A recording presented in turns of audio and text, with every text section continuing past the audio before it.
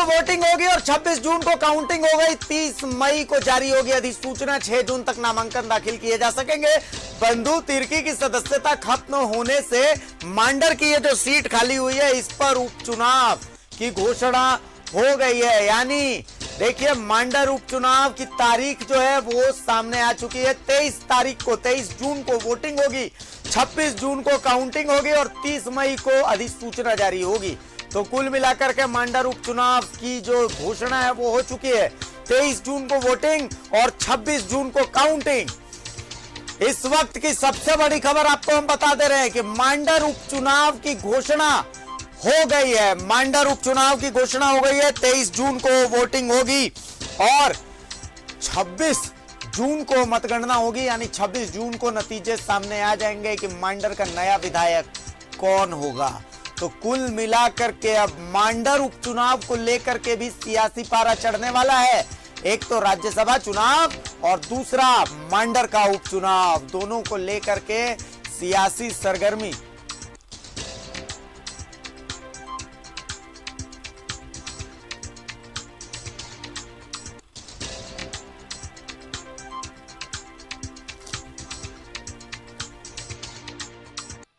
की सबसे बड़ी खबर हम आपको बता दे रहे हैं, मांडर उपचुनाव की घोषणा हो गई है। मांडर उपचुनाव में 23 जून को वोटिंग होगी और 26 जून को काउंटिंग होगी। यानी 26 जून को नतीजे सामने आ जाएंगे। 30 मई को अधिसूचना जारी होगी चुनाव को लेकर के। तो इस वक्त की सबसे बड़ी खबर, मांडर उपचुनाव की घोषणा हो गई है। 23 जून को वोटिंग होगी। शाहनवाज अख्तर सहयोगी हमारे साथ फोन लाइन पर हैं। शाहनवाज जी, इस वक्त की सबसे बड़ी खबर यही है, मांडर उपचुनाव की घोषणा हो गई है। 30 मई को अधिसूचना जारी हो जाएगी। 23 जून को वोटिंग, 26 को मतगणना। शाहनवाज जी हाँ, बिल्कुल एक नई और सबसे दिलचस्प खबर है। मांडर में उपचुनाव की रणभेरी बज गई है और अभी भी उसकी सूचना आई है राज्य निर्वाचन से। और अब जाहिर है गतिविधियां वहां शिफ्ट करेंगी, क्योंकि वो कांग्रेस की सिटिंग सीट थी। बंधु तिर्की के अयोग्य ठहराए जाने के बाद अब देखें वहां कौन होता है चेहरा।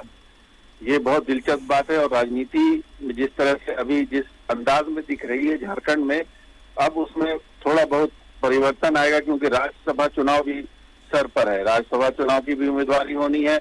और अब ये दिलचस्प बात है कि मांडर जो कि रांची के बिल्कुल डोर स्टेप पे है, वहां पर किसको कांग्रेस अपना चेहरा बनाती है या फिर बीजेपी की तरफ से कौन उम्मीदवार होता है, क्योंकि पिछली बार बीजेपी ने भी उम्मीदवार बदल दिया था वहां पर। तो कुल मिलाकर के बहुत दिलचस्प होने वाला है। अभी पंचायती चुनाव चल ही रहा है। एक और चुनाव की तैयारी में हम लोगों को लगना होगा और वो चुनाव ईवीएम से होगा और तमाम दोनों पक्ष इसमें अपना अपना जोर लगाएंगे, क्योंकि एक एक सीट बहुत अहम है झारखंड में।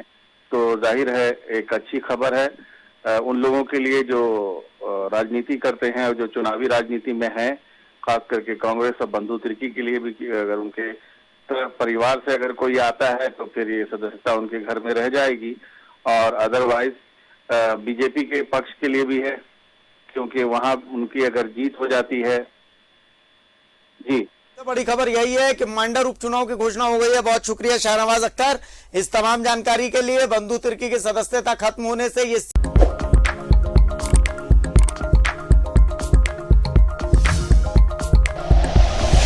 Like and share videos, subscribe करें हमारा चैनल और प्रेस करें बेल आइकॉन। न्यूज़ 11 भारत, सच है तो दिखेगा।